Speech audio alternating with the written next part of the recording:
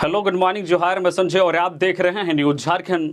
समय हो चला है झारखंड की खबरों को जानने का, तो चलिए जानते हैं आज की झारखंड की 25 मुख्य बड़ी खबरों को। सीएम चंपई सोरेन ने गिरिडीह को डेयरी प्लांट समेत 586.91 करोड़ की योजनाओं की दी सौगात। बीजेपी पर साधा निशाना। झारखंड के सीएम चंपई सोरेन ने गिरिडीह जिले में कुल 586.91 करोड़ की योजनाओं का उद्घाटन व शिलान्यास किया। नगर भवन में आयोजित कार्यक्रम में मुख्यमंत्री ने 166.75 करोड़ रुपए की 57 योजनाओं का उद्घाटन किया व 99 योजनाओं का शिलान्यास किया। मुफस्सिल थाना क्षेत्र के योगीटांड में सोमवार को डेयरी प्लांट का उद्घाटन किया। उन्होंने कहा कि इसका निर्माण कार्य 2 से ढाई वर्ष में पूरा हो जाएगा। इस डेयरी प्लांट में हर दिन 50,000 लीटर दूध का उत्पादन होगा। इससे क्षेत्र में खुशहाली आएगी और रोजगार के अवसर बढ़ेंगे। दूध उत्पादन के क्षेत्र में जिला आत्मनिर्भर बनेगा। उन्होंने कहा कि इसके जरिए सरकार ने नया अध्याय लिखा है। उन्होंने बीजेपी पर निशाना साधते हुए कहा कि झारखंड अलग होने के बाद बीजेपी ने सत्ता संभाली, लेकिन उसने विकास कार्य को आगे नहीं बढ़ाया। कल्पना सोरेन ने संभाली हेमंत सोरेन की विरासत। झारखंड के मुख्यमंत्री चंपई सोरेन और पूर्व सीएम हेमंत सोरेन की पत्नी कल्पना सोरेन झामुमो के 51वें स्थापना दिवस पर आयोजित समारोह में शामिल हुए। इस मौके पर कल्पना सोरेन ने विधिवत पार्टी का झंडा लहराते हुए अपने राजनीतिक जीवन की शुरुआत की। जनसभा को संबोधित करते हुए कल्पना सोरेन ने कहा है कि सीएम हेमंत सोरेन ने अपनी कुर्सी सिर्फ इसलिए छोड़ दी क्योंकि वे किसी के सामने झुकते नहीं। हमारे जितने विधायक और कार्यकर्ता यहाँ मौजूद हैं, उनका मनोबल देखकर ऐसा लगता है कि हमने दिखा दिया है कि झारखंड कभी नहीं झुकेगा। इस दौरान उन्होंने बीजेपी पर निशाना साधा हो गया है। उन्होंने कहा कि एक साजिश के तहत हेमंत जी को जेल भेजा गया है। रविवार को अपने जन्मदिन वे उनसे मिलने होटवार जेल गई थी। इस दौरान हेमंत सोरेन ने उनका हौसला बढ़ाया और कहा कि मैं जेल में हूं लेकिन जिंदा हूं, घबराना नहीं। झारखंड कभी किसी के आगे झुका नहीं है, मैं भी नहीं झुकूंगा। कल्पना सोरेन ने अपने संबोधन से सबको भावुक कर दिया। स्थानीय जनजाति भाषा में कल्पना सोरेन ने अपना संबोधन शुरू किया। इस दौरान बीजेपी पर जमकर हमला बोला। उन्होंने कहा कि दिल्ली वालों का दिल है लेकिन धड़कता नहीं है। वे आदिवासियों को कीड़ा मकोड़ा समझते हैं। गिरिडीह की जनसभा में पहुंचने से पहले कल्पना सोरेन पीरटांड पहुंची और पारसनाथ पर्वत की तलहटी में मांझी थान में आराधना की। झारखंड में तेज हवाओं के साथ झमाझम बारिश। इस दिन तक जारी रहेगा बारिश का सिलसिला। झारखंड में मौसम का मिजाज एक बार फिर से बदला हुआ है। यह बदलाव रविवार से ही देखने को मिल रहा है। सोमवार को सुबह में बादल छाए रहे, मगर दोपहर होते होते रविवार जैसी स्थिति उत्पन्न हो गई। सोमवार को सुबह से ही झारखंड के ज्यादातर जिलों में बादल छाए हुए थे, जबकि कई क्षेत्रों में सुबह से ही रुक रुक कर बारिश होती रही। जबकि कई क्षेत्रों में दोपहर बाद झमाझम जोरदार बारिश रिकॉर्ड की गई है। जबकि कई क्षेत्रों में 30 से 40 किलोमीटर प्रति घंटे की रफ्तार से हवाएं भी चली। कई क्षेत्रों में वज्रपात की घटना भी घटी है। इधर मौसम विभाग की ओर से कहा जा रहा है कि आज भी कई क्षेत्रों में बारिश हो सकती है। इसका प्रभाव राज्य में 6 मार्च तक पड़ने की संभावना मौसम विभाग की ओर से जाहिर की गई है। मौसम वैज्ञानिकों के मुताबिक 7 मार्च तक बादल छाने और कहीं कहीं गरज के साथ हल्की बारिश होने का अनुमान है। इसके बाद मौसम साफ होने की संभावना है। फिर मौसम में गर्मी की आहट महसूस होने लगेगी। कुल मिलाकर कहा जाए तो 6 मार्च तक झारखंड के कई क्षेत्रों में हल्के से लेकर मध्यम दर्जे की बारिश रिकॉर्ड की जा सकती है। उसके बाद 7 मार्च से एक बार फिर से गर्मी का एहसास होने लगेगा और धीरे धीरे गर्मी जोर पकड़ने लगेगी। दुमका के हंसडीहा में भीषण सड़क हादसा, 3 की मौत। आक्रोशित लोगों ने रोड किया जाम। झारखंड की उपराजधानी दुमका में दुमका भागलपुर रोड पर हंसडीहा थाना क्षेत्र के कस्बा गांव के पास भीषण हादसे में 3 लोगों की मौत हो गई। वहीं एक को गंभीर स्थिति में रेफर कर दिया गया है। मृतकों की पहचान हरोखा के प्रभु मंडल हंसडीहा निवासी मुजाहिद अंसारी व जो गुलाम अंसारी उर्फ गुलिया के रूप में हुई है। वही मारिकडी राय किनारी के रहने वाले रमेश कुमार मंडल को बेहतर इलाज के लिए रेफर कर दिया गया है। मिली जानकारी के मुताबिक एक ट्रक भागलपुर से हंसडीहा की ओर आ रहा था। इसी दौरान ट्रक अनियंत्रित हो गया और एक बाइक पर सवार 2 युवक उसकी चपेट में आ गए। सड़क किनारे एक अन्य खराब ट्रक की मरम्मती में लगे 2 मिस्त्री को भी ट्रक ने रौंद दिया। कस्बा मोड़ के पास हुए इस हादसे में कुल 3 लोगों की मौत के बाद चीख पुकार मच गई। हादसे के बाद हंसडीहा थाना पुलिस ने उक्त ट्रक के चालक व खलासी को हिरासत में ले लिया है। घटना के बाद आक्रोशित लोगों ने रोड जाम कर दिया। पुलिस पूरे मामले की छानबीन और कार्रवाई में जुट गई है। खबरों में आगे बढ़ने से पहले अगर आप अभी तक न्यूज झारखंड चैनल को सब्सक्राइब नहीं किए हैं तो प्लीज चैनल को सब्सक्राइब करके बेल आइकन प्रेस कर दीजिए, जिससे आपको झारखंड की हर छोटी बड़ी खबर का अपडेट आप तक पहुंचता रहे। तो चलिए बढ़ते हैं खबरों की ओर। गैंगरेप की शिकार स्पेनिश महिला टूरिस्ट को मिला 10 लाख रुपए का मुआवजा। दुमका में गैंगरेप की शिकार हुई स्पेनिश महिला टूरिस्ट को सोमवार को 10 लाख रुपए का मुआवजा दिया गया। महिला की ओर से उनके पति ने 10 लाख का चेक अधिकारियों के हाथों लिया। मिली खबर के मुताबिक 11,12,620 यूरो उनके बैंक खाते में ट्रांसफर कर दिए गए हैं। स्पेनिश महिला के पति को चेक सौंपते समय दुमका डीसी और पुलिस अधीक्षक पीताम्बर सिंह खेरवार मौके पर मौजूद थे। बता दें कि ये मुआवजा राशि जिला विधिक सेवा प्राधिकार की ओर से पीड़ित महिला को दी गई है। बता दें कि विदेशी महिला से गैंगरेप मामले में अब तक 4 आरोपियों को पुलिस ने हिरासत में ले लिया है। बाकी आरोपियों की तलाश में जुटी है। विदेशी महिला से गैंगरेप मामले में 7 आरोपियों के नाम सामने आए हैं। उनमें से 4 को गिरफ्तार कर पूछताछ की जा रही है। इस मामले में राष्ट्रीय महिला आयोग की सदस्य ममता कुमारी ने पीड़िता से बातचीत कर घटना की जानकारी ली। ममता कुमारी ने दोषियों के खिलाफ सख्त कार्रवाई करने की बात कही है। देवघर से 7 साइबर अपराधी गिरफ्तार, फर्जी अधिकारी बनकर करते थे ठगी। झारखंड के देवघर जिले में साइबर थाने की पुलिस ने कुंडा थाना क्षेत्र की उजाला चौक के समीप सहित पाथरोल थाना क्षेत्र के चेतनारी व बूढ़ी कुरा गांव में और देवीपुर थाना क्षेत्र के खड़कुआ गांव में छापेमारी अभियान चलाया। बिजली विभाग के फर्जी पदाधिकारी बनकर ग्राहकों को झांसे में लेने के बाद ठगी करने वाले 7 लोगों को गिरफ्तार किया है। पुलिस ने इनके पास से 8 मोबाइल फोन, 12 सिम कार्ड बरामद किए हैं। इनके पास से बरामद फोन व सिम कार्ड खंगालने पर विभिन्न राज्यों में हुए 22 क्राइम के लिंक मिले हैं। गिरफ्तार आरोपियों में सारठ के पथरड्डा ओपी क्षेत्र के बरदेही गांव निवासी आकाश कुमार सहित पाथरोल थाना क्षेत्र के चेतनारी गांव निवासी मोहम्मद अमीरुल हसन, अमीरुल अंसारी, पथरा गांव निवासी नूनू राम दास, बूढ़ी कुरा गांव निवासी पप्पू कुमार दास, जाहिद अंसारी व देवीपुर थाना क्षेत्र के खड़कुआ गांव निवासी कैलाश दास शामिल हैं। पुलिस मीडिया सेल के मुताबिक आकाश को पुलिस ने कुंडा थाना अंतर्गत उजाला चौक के समीप से गिरफ्तार किया है। पुलिस की पूछताछ में आरोपियों ने अपराध में संलिप्तता स्वीकार की है। बताया कि वे बिजली विभाग के फर्जी अधिकारी बनकर यूजर्स को झांसे में लेते थे और एनीडेस्क, क्विक सपोर्ट जैसे mobile screen sharing app download कराकर बैंक डिटेल प्राप्त करने के बाद ठगी करते थे। पलामू में छत्तीसगढ़ की डांसर के साथ गैंगरेप, ऑर्केस्ट्रा के लिए बुलाया था, कोल्ड ड्रिंक में नशा दिया, 3 लड़कों ने की दरिंदगी। झारखंड के दुमका में 2 दिन पहले हुए विदेशी महिला के साथ हुए गैंगरेप का मामला अभी शांत भी नहीं हुआ है कि पलामू में छत्तीसगढ़ की ऑर्केस्ट्रा डांसर के साथ गैंगरेप का मामला सामने आया है। पलामू एसपी रेशमा रमेशन ने बताया कि पुलिस ने मामले में कार्रवाई करते हुए 2 आरोपियों को फिलहाल गिरफ्तार कर लिया है, जबकि अन्य आरोपियों की गिरफ्तारी के लिए छापेमारी लगातार जारी है। छत्तीसगढ़ की ऑर्केस्ट्रा डांसर को पलामू के विश्रामपुर में शो के लिए बुलाया था। हुस्नाबाद के इलाके में कार्यक्रम हुआ। रविवार रात को वापस लौटी महिला कलाकार को पहले नशीला पदार्थ खिलाया, फिर उसके साथ सामूहिक दुष्कर्म किया। अब तक मिली जानकारी के अनुसार जिस युवक ने कलाकार को बुलाया था उसी ने इस घटना को अंजाम दिया। पीड़िता को कोल्ड ड्रिंक में नशीला पदार्थ पिलाया गया था। पीड़िता ने अपना बयान पुलिस के सामने दर्ज कराया है। पीड़िता छत्तीसगढ़ के अंबिकापुर की रहने वाली बताई जा रही है। अंबिकापुर के रहने वाले गोलू के जरिए कार्यक्रम की बुकिंग हुई थी। पीड़िता की बहन सो गई तो गोलू ने पीड़िता को कोल्ड ड्रिंक पीने के लिए दिया। पीड़िता ने बताया है कि गोलू के साथ अजय और दीवान नामक युवक ने बलात्कार किया है। विश्रामपुर पुलिस ने अजय के साथ एक अन्य आरोपी को भी गिरफ्तार कर लिया है। समन की अवहेलना मामले में हेमंत सोरेन के खिलाफ ईडी की शिकायत वाद पर सीजीएम कोर्ट ने लिया संज्ञान, अब चलेगा मुकदमा। समन का अवहेलना करने मामले में पूर्व सीएम हेमंत सोरेन के खिलाफ ईडी की शिकायत वाद पर सीजीएम कोर्ट ने संज्ञान ले लिया है। अब हेमंत सोरेन के खिलाफ इस मामले में मुकदमा चलेगा। पूर्व सीएम हेमंत सोरेन द्वारा ईडी के समन की अवहेलना मामले में सीजीएम कोर्ट ने आईपीसी की धारा 174 के तहत संज्ञान लिया है। मामले में कोर्ट ने समन जारी करने का भी निर्देश दिया है। समन जारी होने के बाद अगली तिथि में हेमंत सोरेन को कोर्ट के समक्ष हाजिर होना होगा। अगली सुनवाई 3 अप्रैल को होगी। पूर्व में दोनों पक्षों की सुनवाई पूरी होने पर कोर्ट ने फैसला सुरक्षित रखा था। दिल्ली क्यों गए हैं झारखंड में कांग्रेस कोटे के चारों मंत्री, सियासी गलियारों में उठे सवाल। झारखंड की चंपाई सोरेन कैबिनेट में शामिल कांग्रेस कोटे के चारों मंत्री सोमवार को दिल्ली गए। वहां पार्टी महासचिव केसी वेणुगोपाल सहित अन्य शीर्ष नेताओं से मुलाकात की।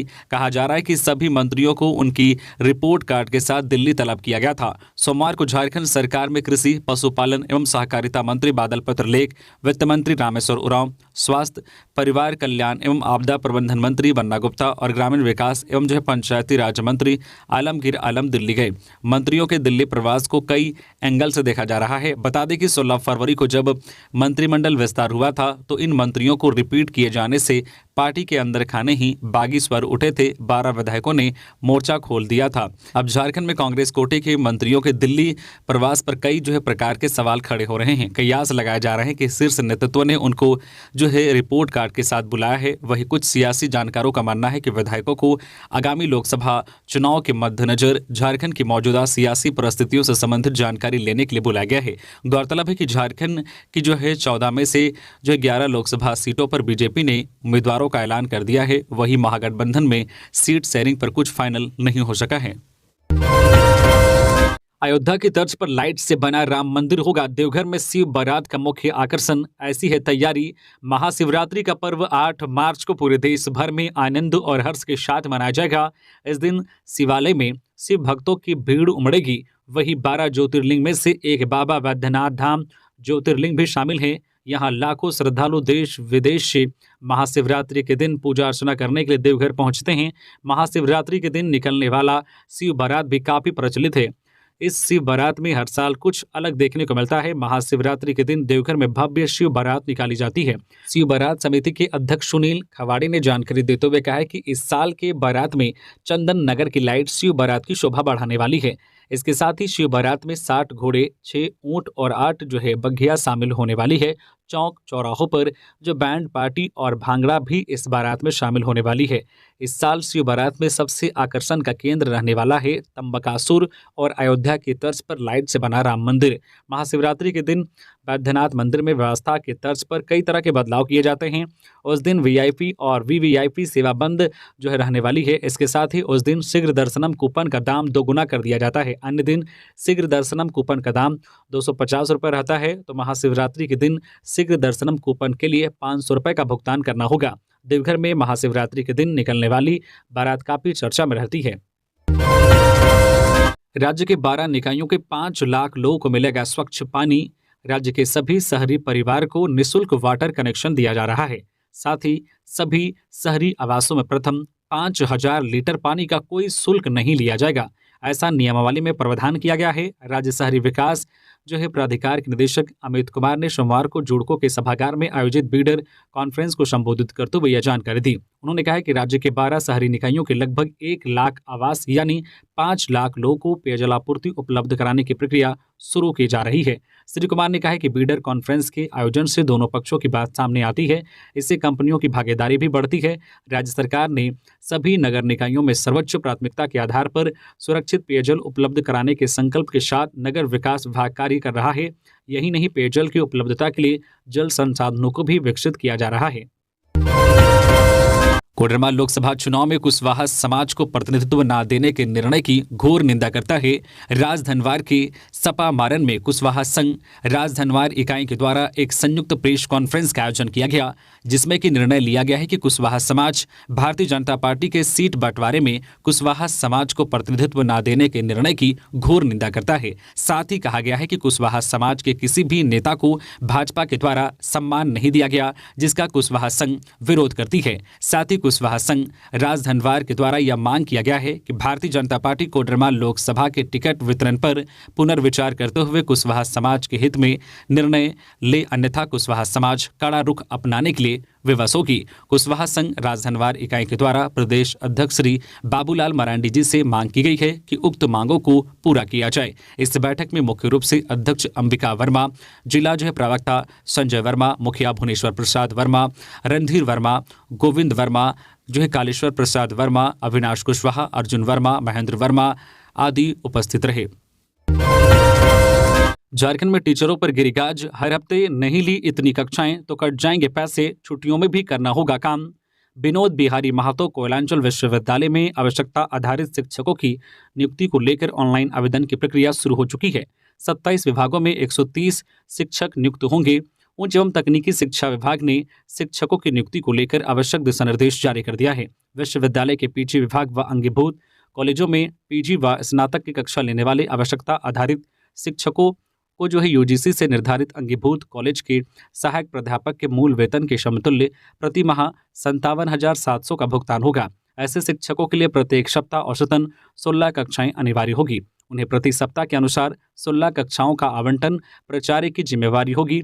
कॉलेज की कक्षा रूटीन इसी अनुसार बनाई जाएगी। यदि आवंटित कक्षा से कम कक्षा लेते हैं तो उनकी ली गई कुल कक्षा के अनुपात में मासिक मानदेय राशि से प्रत्येक कक्षा 900 रुपये की कटौती की जाएगी। इसके अलावा ग्रीष्म अवकाश व अन्य छुट्टियों में नियमित कक्षाएं स्थगित रहती है, उस अवधि में आवश्यकता आधारित शिक्षकों को गैर शैक्षणिक काम करना होगा और उसी के अनुसार मानदेय भुगतान होगा। प्राचार्य सुनिश्चित करेंगे कि अवकाश के दौरान भी प्राध्यापकों से प्रति सप्ताह 16 कक्षाओं के लिए गैर शैक्षणिक काम लिया जाए।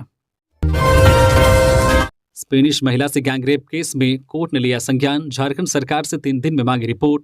झारखंड के दुमका में स्पेन की महिला के साथ गैंगरेप के मामले पर झारखंड हाईकोर्ट ने सोमवार को स्वतः संज्ञान लिया और राज्य सरकार से रिपोर्ट मांगी है।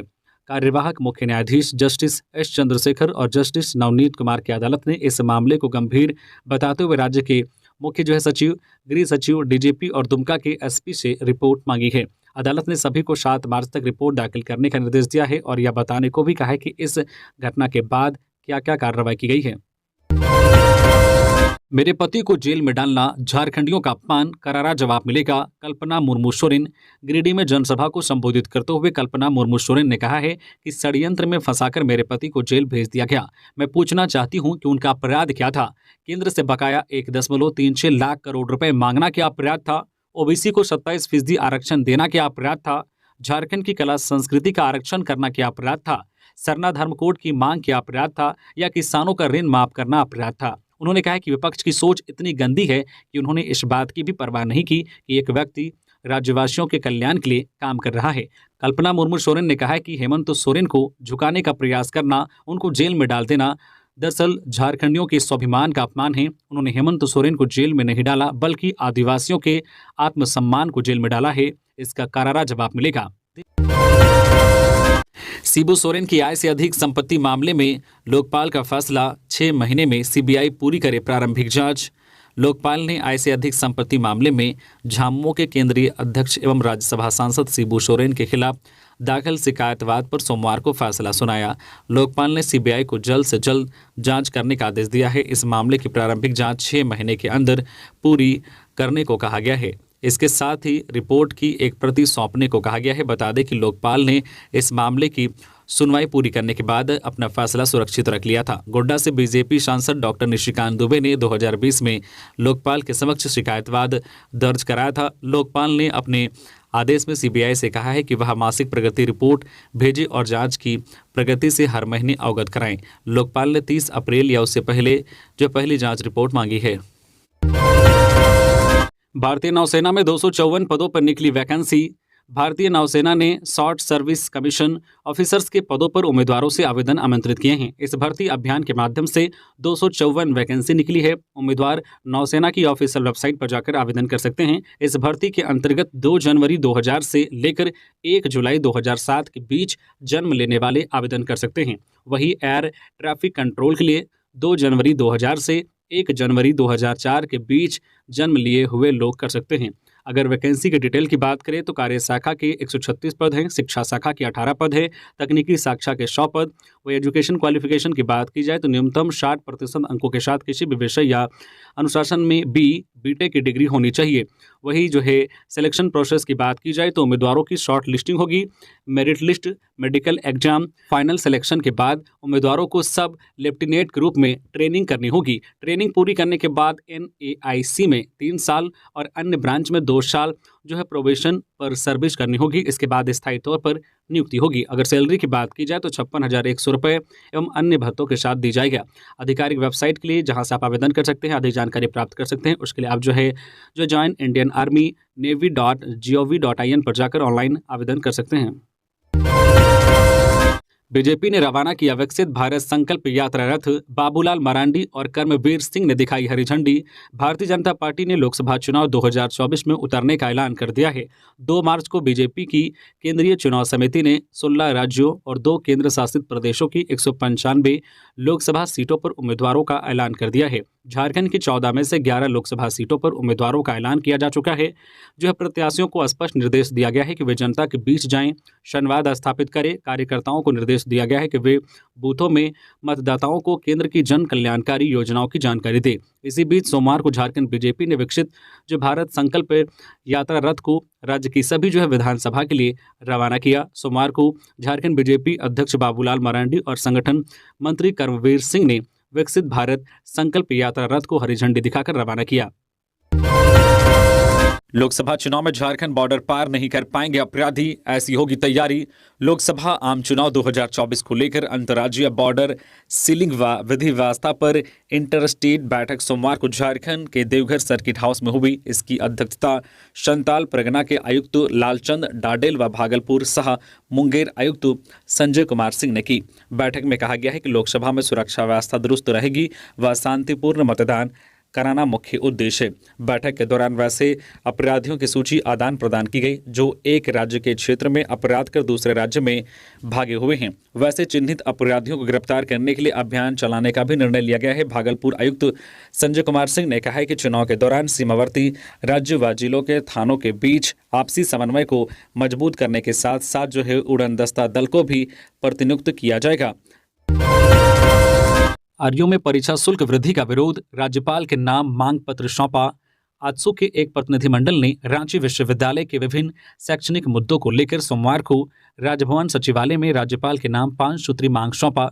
आजसू के अभिषेक शुक्ला ने आरोप लगाया है कि रांची विश्वविद्यालय शिक्षा के स्तर को सुधारने के बजाय मनमाने तरीके से जो छात्र छात्राओं से पैसे वसूलने में लगा है। कहा है कि जब से रांची विश्वविद्यालय का कार्य प्राइवेट एजेंसी NCCF ने संभाला है तब से परीक्षा शुल्क को 600 रुपये से बढ़ाकर 800 रुपये कर दिया गया है। मेंटेनेंस शुल्क के नाम पर विश्वविद्यालय हर एक सत्र में विद्यार्थियों से पैसे लेता है, लेकिन रख रखाव के नाम पर सिर्फ खाना पूर्ति होती है। वहीं स्पोर्ट्स के नाम पर विश्वविद्यालय ने 100 रुपये की वृद्धि की है। छात्र संघ चुनाव का शुल्क 10 रुपये से बढ़ाकर 100 रुपये कर दिया है, लेकिन पिछले 5 वर्षों में एक बार भी छात्र संघ चुनाव नहीं हुआ।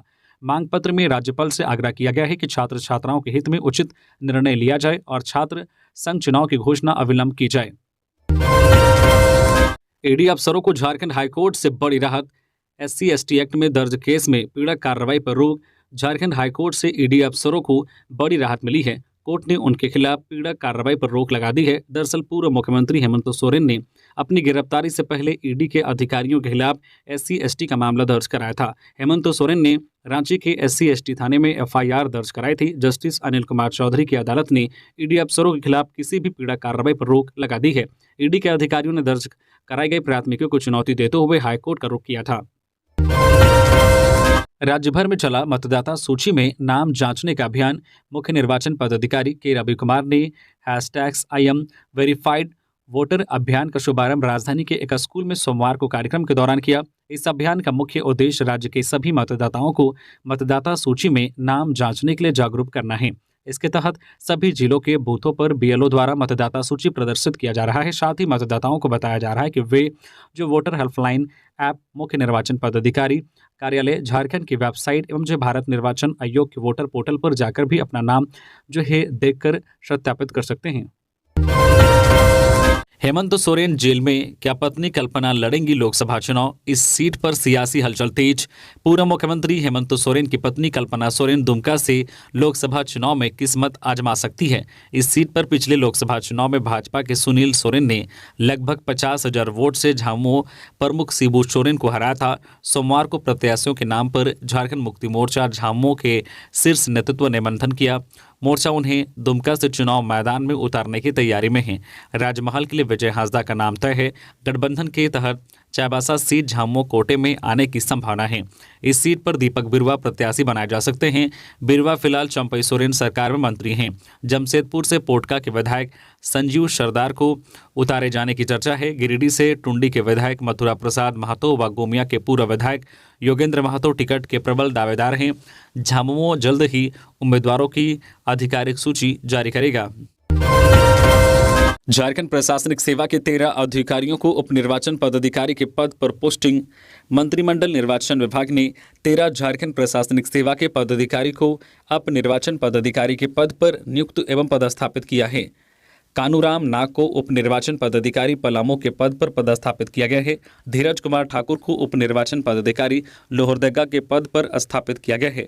जो धीरेन्द्र कुमार को उप निर्वाचन पदाधिकारी दुमका, प्रिंस गॉडविन कुजूर को उप निर्वाचन पदाधिकारी कोडरमा, प्रतिभा कुजूर को उप निर्वाचन पदाधिकारी बोकारो, पवन कुमार महतो को उप निर्वाचन पदाधिकारी सिमडेगा, गौतम प्रसाद साहू को उप निर्वाचन पदाधिकारी सरायकेला, मेरी मड़की को उप निर्वाचन पदाधिकारी लातेहार, प्रेमचंद्र कुमार सिंह को उप निर्वाचन पदाधिकारी खूंटी, वेदवंती कुमारी को उप निर्वाचन पदाधिकारी चतरा, अनिता केरकेटा को उप निर्वाचन पदाधिकारी जामताड़ा, पंकज कुमार को उप निर्वाचन पदाधिकारी गोड्डा, कालिदास मुंडा उप निर्वाचन पदाधिकारी धनबाद के पद पर स्थापित किया गया है। इस संबंध में अधिसूचना जारी कर दी गई है। ये थी आज की झारखंड की टॉप बड़ी खबरें। इसी तरह से झारखंड की हर छोटी बड़ी खबर देखने के लिए आप हमारे चैनल न्यूज झारखंड चैनल को सब्सक्राइब करके बेल आइकन प्रेस कर दीजिए, जिससे झारखंड की हर छोटी बड़ी खबर का अपडेट आप तक पहुंचता रहे। तो अभी के लिए बस इतना ही, हमें दीजिए इजाजत, फिर मिलते हैं नेक्स्ट खबरों के साथ। धन्यवाद।